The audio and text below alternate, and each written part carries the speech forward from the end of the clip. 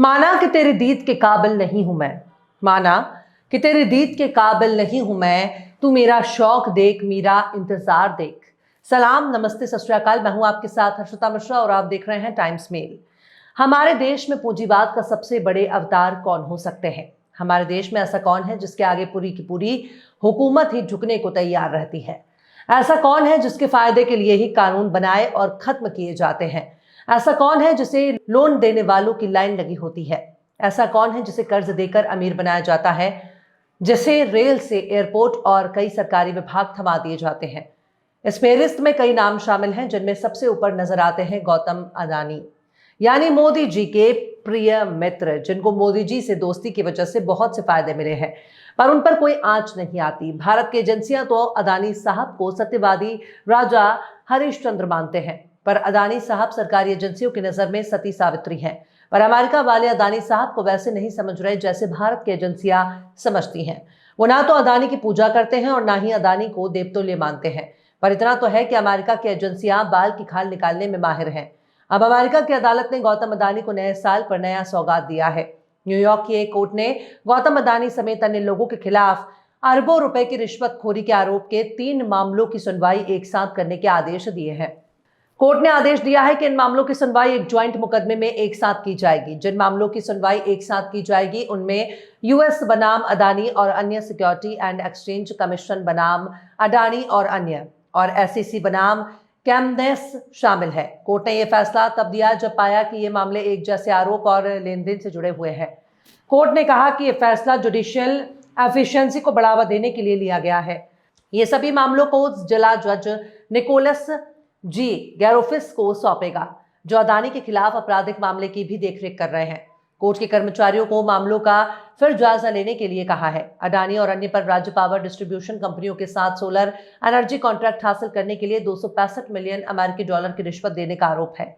इससे पहले अमेरिकी अभियोजकों ने आरोप लगाया था कि यह तथ्य अमेरिकी बैंकों और निवेशकों से छिपाया गया था, जिनसे अडानी समूह ने सोलर एनर्जी प्रोजेक्ट्स के लिए धन जुटाया था।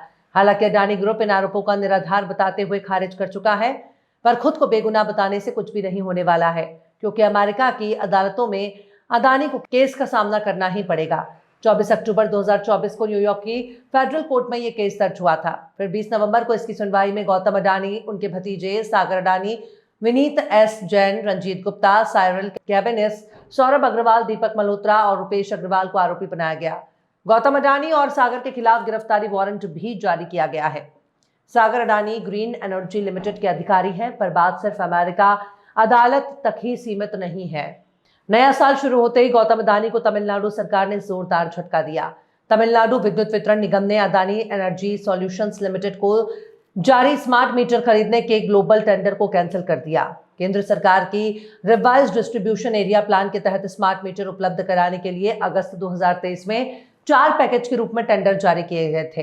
हालांकि गौर किया जाए तो तमिलनाडु में भाजपा विरोधी सरकार है और इसे राजनीतिक कदम भी माना जा सकता है, पर आंध्र प्रदेश में बीजेपी और टीडीपी की सरकार है, लिहाजा अडानी को डरने की कोई जरूरत नहीं है।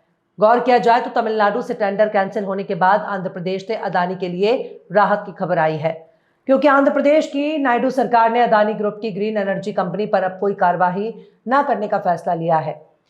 सरकार का कहना है कि जब तक अडानी ग्रुप पर लगे आरोपों का पुख्ता सबूत सामने नहीं आ जाता और आरोप साबित नहीं हो जाते, तब तक अडानी ग्रुप के खिलाफ कोई एक्शन नहीं लिया जाएगा।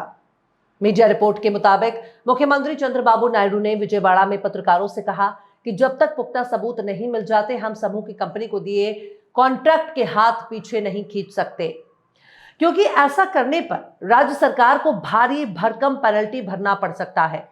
मुख्यमंत्री ने साफ किया है कि जब तक इस मामले में सबूत नहीं मिल जाते, तब तक कोई कार्यवाही नहीं की जाएगी। उन्होंने कहा कि हमें और भी सबूत चाहिए और सबूत मिलने के बाद ही ठोस कार्यवाही की जाएगी।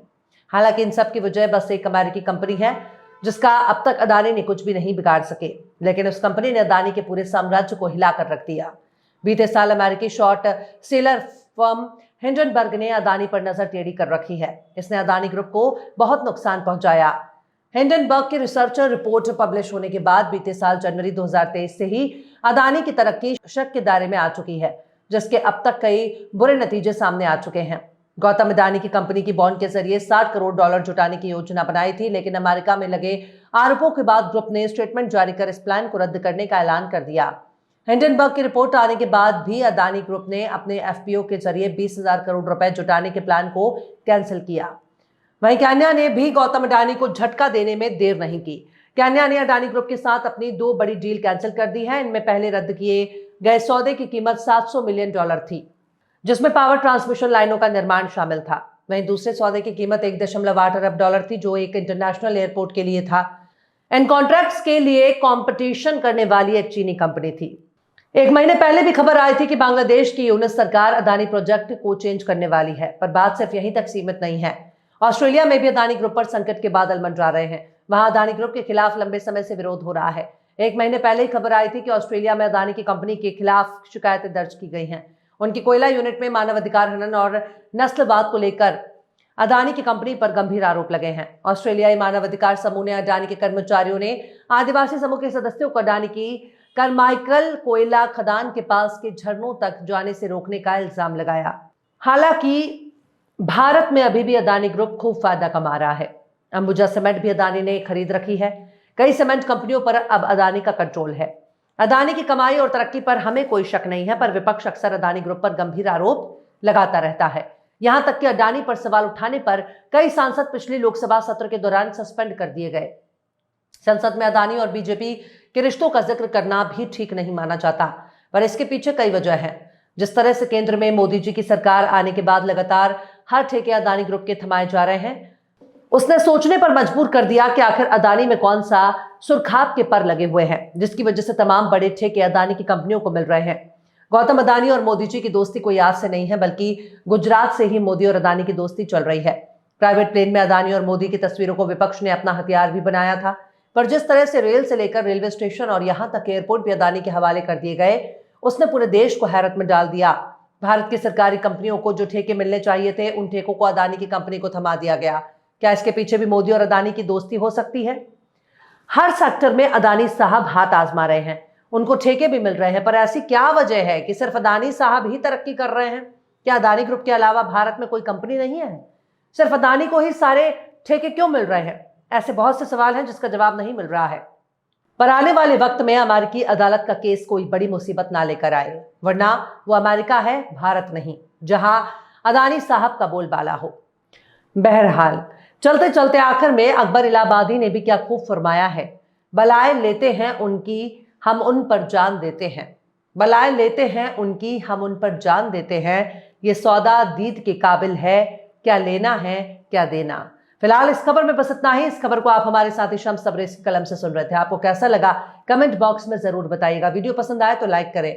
हमारे YouTube के वीडियो लिंक को फेसबुक, ट्विटर, व्हाट्सएप पर अपने रिश्तेदार, यार, दोस्तों को भी शेयर करें और बेबाक, निष्पक्ष, स्वतंत्र पत्रकारिता को सपोर्ट करने के लिए आप हमारे चैनल टाइम्स मेल को जरूर से सब्सक्राइब करें और हाँ, बेल आइकन की घंटी वाली बटन भी आप जरूर से दबा दें, ताकि आपको हमारे आने वाले नए वीडियो की नोटिफिकेशन फौरन ही मिल जाए। फिर मिलता है किसी और वीडियो में एक नई खबर के साथ। हर्षिता मिश्रा को दीजिए इजाजत। जय हिंद। अगर अभी तक आपने हमारे चैनल टाइम्स मेल को सब्सक्राइब नहीं किया है तो जल्दी से सब्सक्राइब कर दें और बेल आइकन भी प्रेस कर दें।